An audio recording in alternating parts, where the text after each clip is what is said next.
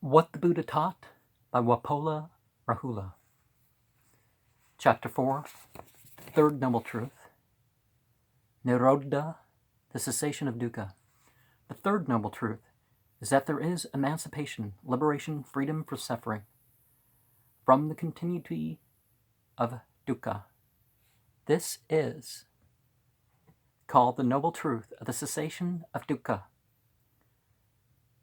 Dukkhanirodha Ariyasacca, which is Nibbana, more popularly known in its Sanskrit form of nirvana.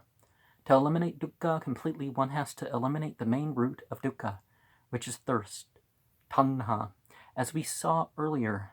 Therefore, nirvana is known also by the term tanhakaya, extinction of thirst.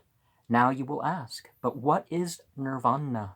Volumes have been written in reply to this quite natural and simple question. They have more and more only confused the issue rather than clarified it.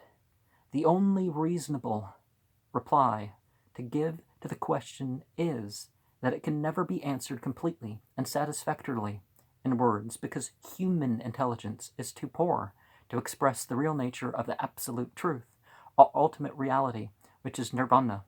Language is created and used by masses of human beings to express things and ideas experienced by their sense organs and their mind. A supra-mundane experience is that of the absolute truth is not of such a category. Therefore, there cannot be words to express that experience. Just as the fish had no words in his vocabulary to express the nature of the solid land, the tortoise told his friend, the fish, that he, the tortoise, just returned to the lake after a walk on the land. Of course, the fish said, "You mean swimming." It was solid, and that one walked on it. But the fish insisted that there could be nothing like it, that there must be liquid, like this lake, with waves, and that one must be able to dive and swim there. So we see in text like this, and other ones that weren't as preserved as well, that those are the words that came through. But the actual experience, now we have some sayings about some of these things, but it not only transcends speech, but it reaches into what transcends thought. So that stuff is the limited form of the expression. I'm not saying it's not appropriate expressions, it's just words are symbols representing things and ideas known to us, and these symbols do not and cannot convey the true nature of even ordinary things. Language is considered deceptive and misleading in the manner of understanding of the truth, and so the Lankavatara Sutra says that ignorant people will get stuck in words like an elephant in the mud. Now, you can use words properly, but like, for example, to accept or deny a doctrine based on what language you speak, that is getting stuck. Nevertheless, we cannot do without language. But if nirvana is to be expressed and explained in positive terms, we are likely immediately to grasp an idea associated with those terms, which may be quite to the contrary. Therefore, it is generally expressed in negative terms, a less dangerous mode perhaps, so it is often referred to by such negative terms as tanhakaya, extinction of thirst, asamkata, uncompound, unconditioned, viraga, absence of desire, nirodha, cessation, nibbana, blowing out, or extinction. Let us consider a few definitions and descriptions of nirvana as found in the original Pali text. It is the complete cessation of that very thirst, tanha, giving it up, renouncing it, emancipation from it, detachment from it, calming of all conditioned things, giving up of all defilements, extinction of thirst, detachment, cessation, nibbana. O bhikkhus, what is the absolute? Asamkata, unconditioned. It is, O bhikkhus, the extinction of desire. Ragakeyo, the extinction of hatred. Dosakeyo, the extinction of illusion. Mohakeyo, this, O bhikkhus, is called the absolute. O radha, the extinction of thirst. Tanhakeyo is nibbana. O bhikkhus, whatever there may be, things, wherever they may be, things conditioned or unconditioned, among them detachment, viraga. You know, it's where we get our word Viagra from. Actually, no, Viagra relates to the word diamond. So, interesting switch of letters, detachment, diamond. That is to say, freedom from the conceit, destruction of thirst, the uprooting of attachment, the cutting off of continuity, the extinction of thirst, tanha, detachment, cessation, nibbana. Sometimes positive terms like siva, auspicious, good, kema, safety, suddhi, purity, dipa, island, sarana, refuge, tanna, protection, para, opposite shore, other side, sante, peace, tranquility, are used to denote nirvana. There are 32 synonyms for nibbana in the Asamkata Samyutta of the Samyutta Nikaya.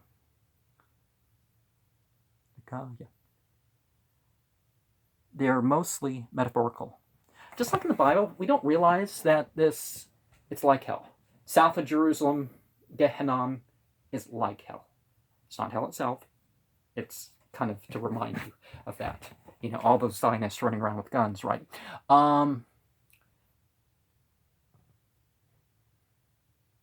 Heaven is the sky. So a spiritual atmosphere, there's an atmosphere and there's a spiritual atmosphere. They're different, but how else can we refer to it except through what we don't know, except through what we know? It is interesting to note that this definition of Nirodha, cessation of dukkha, which is found in the first sermon of the Buddha at Sarnath, does not contain the word nibbana, though the definition means it. The reply of Sariputta, the chief disciple of the Buddha, to a direct question, what is nibbana, posed by a Parivrajaka, is identical with the question of Asamkata given by the Buddha above. The extinction of desire, the extinction of hatred, the extinction of illusion, the abandoning and destruction of desire, and craving for these 5 aggregates of attachment, that is the cessation of dukkha, the cessation of continuity and becoming. Bhavanirodha is nibbana, and further referring to nirvana, the Buddha says, O bhikkhus, there is the unborn, ungrown, unconditioned. Were there not the unborn, ungrown, and unconditioned, there would be no escape for the born, grown, and conditioned. Since there is the unborn, ungrown, and unconditioned, so there is escape for the born, grown, and conditioned. Here the 4 elements of solidity, fluidity, heat, and motion have no place. The motions of length and breadth, the subtle and the gross, good and evil, name and form altogether are destroyed. Neither this world nor the other, nor coming, going, or standing, neither death nor birth nor sense objects are to be found, because nirvana is thus expressed in negative terms. There are many who have got a wrong notion that it is negative, expresses self-annihilation. Nirvana is definitely no annihilation of self, because there is no self to annihilate. If at all, it is the annihilation of the illusion, of the false idea of self. Confusing way to put it, but that's sort of what I meant by my white initiation. The ideas of negative and positive are relative, and were without the realm of duality. These terms cannot be applied to nirvana, absolute truth, which is beyond duality and relativity. Here the word pipasa, which literally means thirst, words of Musili, another disciple of the Buddha. Okay. A negative word need not necessarily indicate a negative state. The Pali or Sanskrit word for health is arogya, a negative term, which literally means absence of illness. But arogya, health, does not represent a negative state. The word immortal, or its Sanskrit equivalent, amrita or Pali amata, which is also a synonym for nirvana, is negative, but it does not denote a negative state. The negation of negative values is not negative.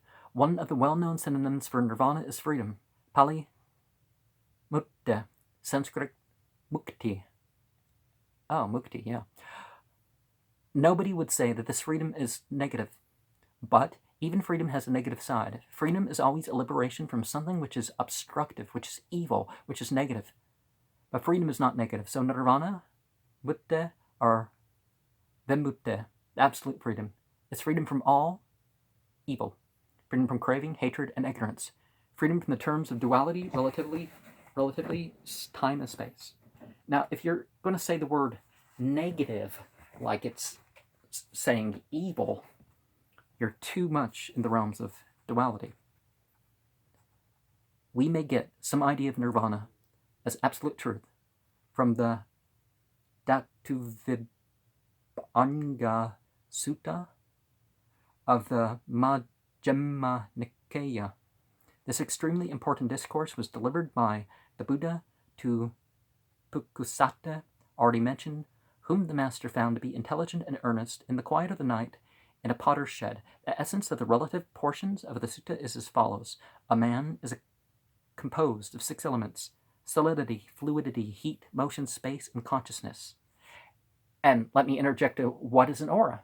An aura is only light, heat, magnetism, and moisture.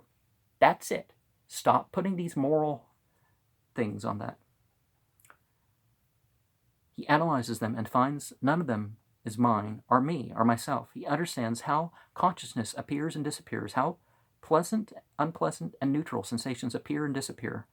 Through this knowledge of his mind becomes detached. Then he finds within himself a pure equanimity, upekka, okay, longer A, which he can direct towards the attachment of any high spiritual state. And he knows that thus is this pure equanimity will last for a long period. But then he thinks, if I focus on this purified and cleansed equanimity, on the sphere of infinite space, and develop a mind conforming thereto, that is a mental creation, samkatam, if I focus this purified and cleansed equanimity on the sphere of infinite consciousness, on the sphere of nothingness, or on the sphere of neither perception nor non-perception, and develop a mind conforming thereto, that is a mental creation, then he neither mentally creates nor wills continually, and becoming bhava, or annihilation, vibhava, or as he does not construct, or does not will continually, becoming or annihilation. He does not cling to anything in this world as he does not cling. He is not anxious as he is not anxious. He is completely calmed within, fully blown out within. Pachatam yabba paran nibbayate. And he knows, finished is birth. Lived is pure life. What should be done is done. Nothing more is left to be done. Now, when he experiences a pleasant, unpleasant, or neutral sensation, he knows that it is impermanent, and that it does not bind him, and that it is not experienced with passion. Whatever may be the sensation he experiences with it, without being bound to it, the samyutto, he knows that all the sensations will be pacified with the dissolution of the body, just as the flame of a lamp goes out with the oil and the wick gives out. Okay, we've gone through different tarot cards that I was going to bring up. Notice that all the spiritual and mystic states, however pure and high they may be, are mental creations, mind-made, conditioned, and compound samkata. They are not reality, not truth, sacca. So, we have sort of the illusion of the moon card. I'm not saying that the person that I nicknamed Moon is delusional. There's other aspects about it, but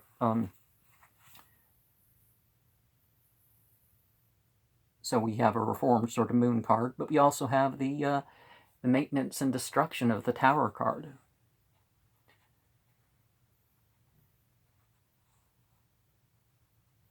So you don't cling. Let the old age just be struck down and build up again.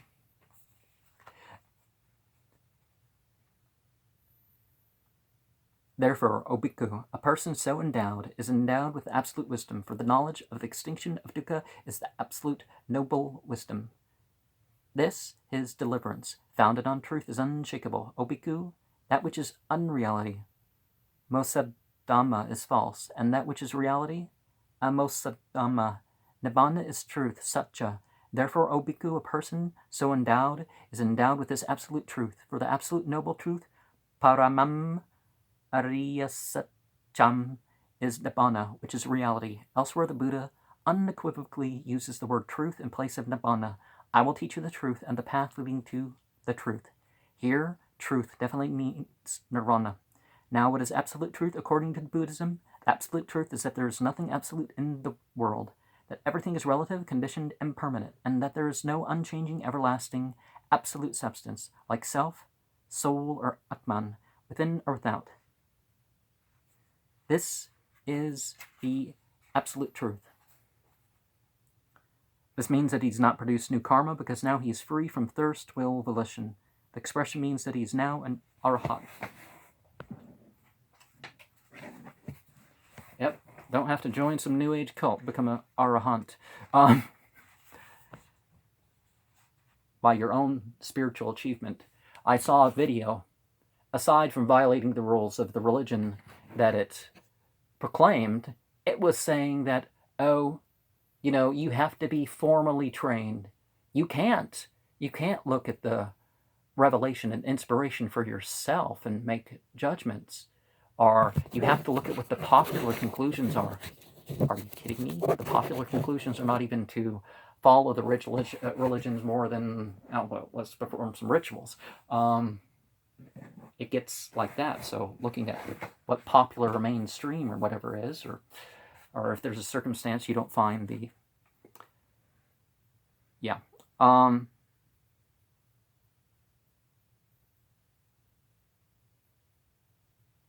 Truth is never negative, though there be a popular expression as negative truth. The realization of this truth is to see things as they are.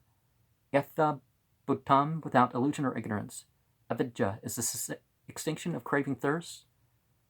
Tanakaya is the cessation of nirodha, of dukkha, which is nirvana, which is interesting and useful to remember. Here is the Mahayana view of nirvana as not being different from samsara.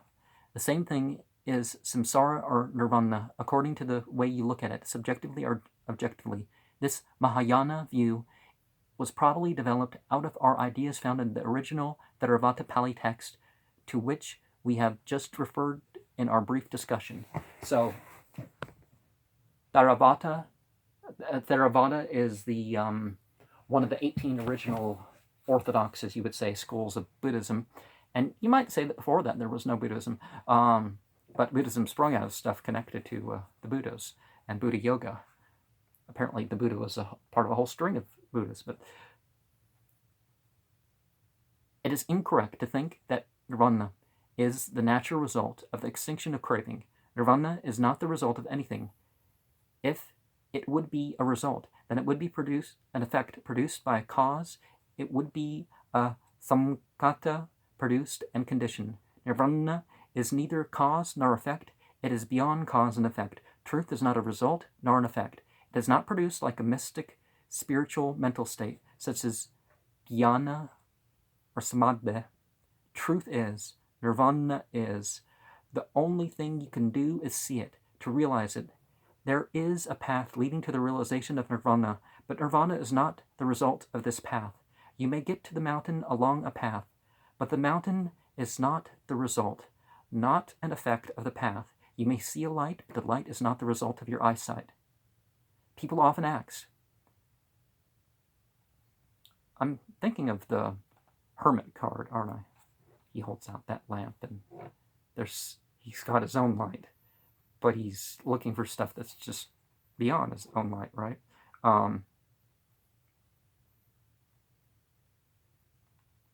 People often ask, what is there after nirvana? This question cannot arise because nirvana is the ultimate truth. If it is ultimate, there can be nothing after it. If there is anything after nirvana, then that will be the ultimate truth and not nirvana. A monk named Radha put this question to the Buddha in a different form. For what purpose or end is nirvana? This question presupposes something after nirvana when it postulates some purpose or end for it. The Buddha answered, O Radha, this question could not catch its limit. i.e., it is besides the point. One lives the holy life with nirvana as its final plunge and the absolute truth as its goal, as its ultimate end. O Mahamati, nirvana means to see the state of things as they are. Nagarjuna clearly states that samsara has no difference whatever from the nirvana, and nirvana has no difference whatever from samsara. Now that there's been a big nirvana band, there needs to be a samsara band that becomes one of the top bands, right? It is useful to remember here that among 9 supermundane dharmas, Navo Kuttara Dhamma, nirvana is beyond Magga, path, and Phala, fruition, or just Nibbana, Some popular and accurately phrased expressions like the Buddha entered into nirvana or parinirvana after his death have given rise to imaginary speculations about nirvana. The moment you hear the phrase the Buddha entered into nirvana or parinirvana, you take nirvana to be a state or a realm or position in which is some sort of existence and try to imagine it in terms of the senses of the world existence as it is known to you. The popular expression entered into nirvana has no equivalent in the original text. There is no such thing as entering into nirvana after death.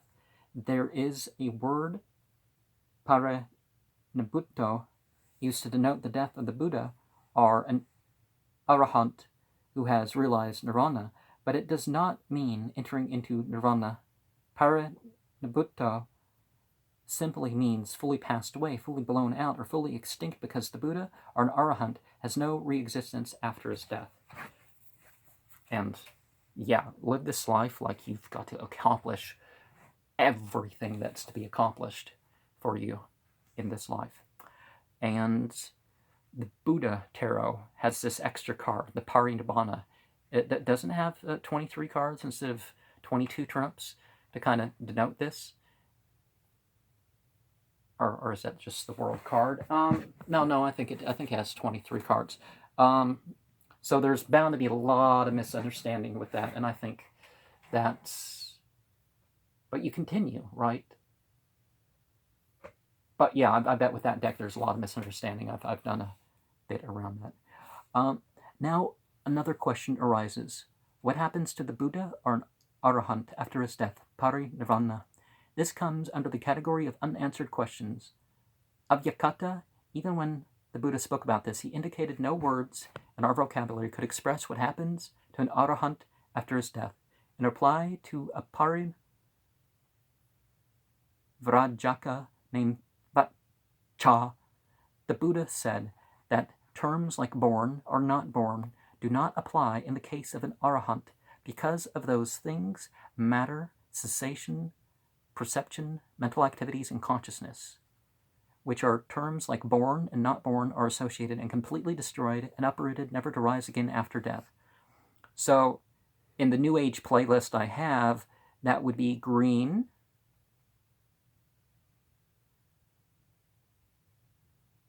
also green, purple, blue, and orange. The sensation, that could be in the pink, couldn't it? If you're going to get different colors. And activities, consciousness, yeah. With which terms like born and not born are associated, are completely destroyed and uprooted, never to rise again after his death. An arahant after his death is often compared to a fire gone out, when the supply of wood is over, or to the flame of a lamp gone out, when the wick and oil are finished. Here it should be clearly and distinctly understood without any confusion that what is compared to a flame or a fire gone out is not nirvana, but the being composed of the 5 aggregates who realized nirvana. This point has to be emphasized because many people, even some great scholars, have misunderstood and misinterpreted this simile as referring to nirvana. Nirvana is never compared to a fire or a lamp gone out. So it's, the way that people describe the soul and the spirit, if you've realized yourself as that, it's kind of like this. It's not that it doesn't exist. It doesn't exist as this permanent, there's things bound to be confused with it, but there are some who write after the nirvana of the Buddha instead of after the parinirvana of the Buddha. After the nirvana of the Buddha has no meaning, and the expression is unknown in Buddhist literature. It is always after the parinirvana of the Buddha.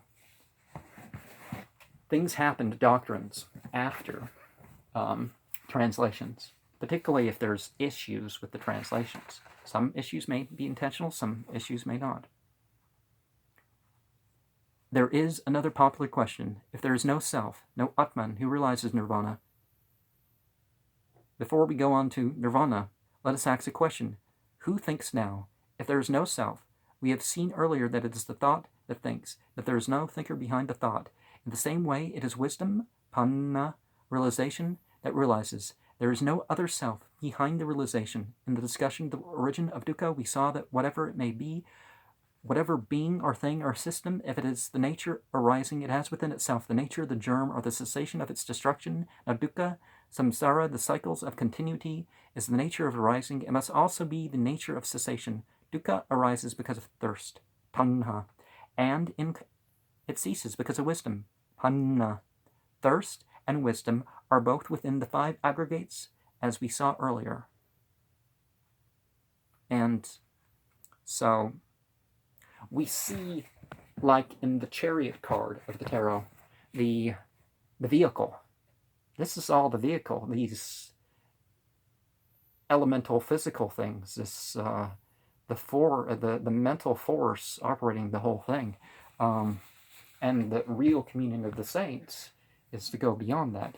But that doesn't mean you have to worship a bunch of saints or anything like that. So seeking refuge with the community, because not in terms of reciting litanies of saints, but in terms of involvement in the same path. The way of the believers, as the Quran says. Thus the germ of their arising, as well as their cessation, are both within the 5 aggregates. This is the real meaning of the Buddha's well-known statement. Within the fathom-long sentient body itself, I postulate the world arising of the world, the cessation of the world, and the path leading to the cessation of the world. This means that all the 4 noble truths are found within the 5 aggregates, i.e. within ourselves. Here the word world, loka, is used in place of dukkha. It also means that there is no external power that produces the arising and the cessation of dukkha.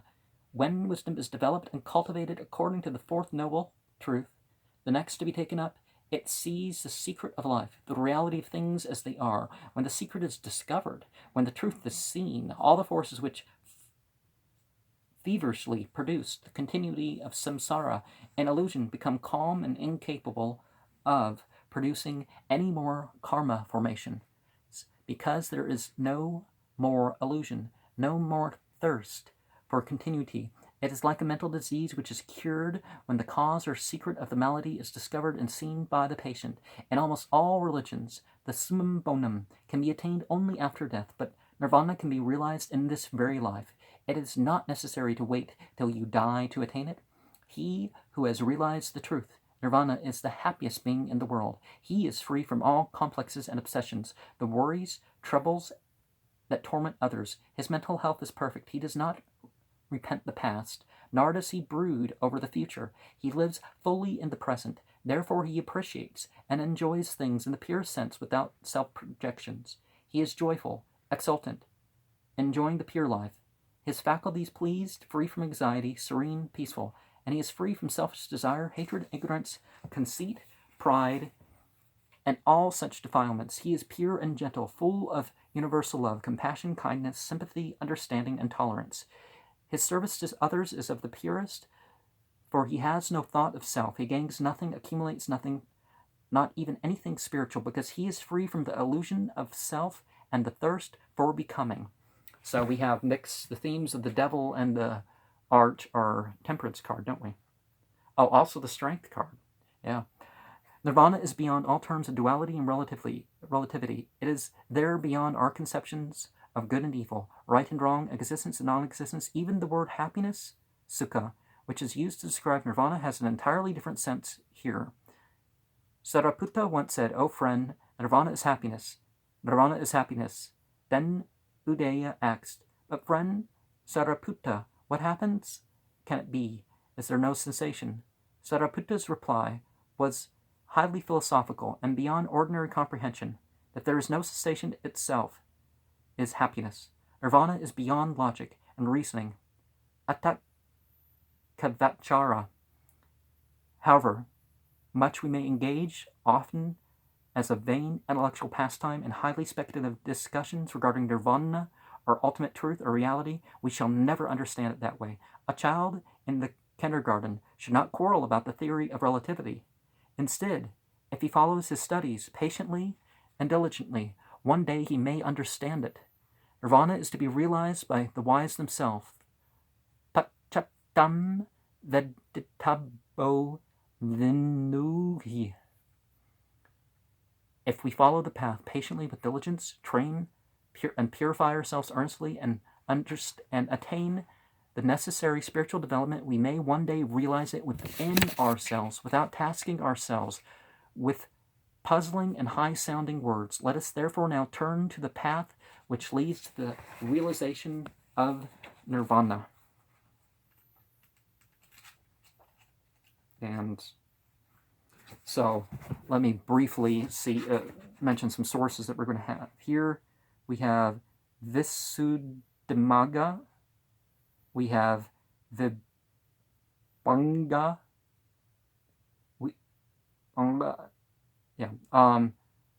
Udana, Suttanipata, Sarathapakasini, Samyutta Nikaya, Paramatthajotika,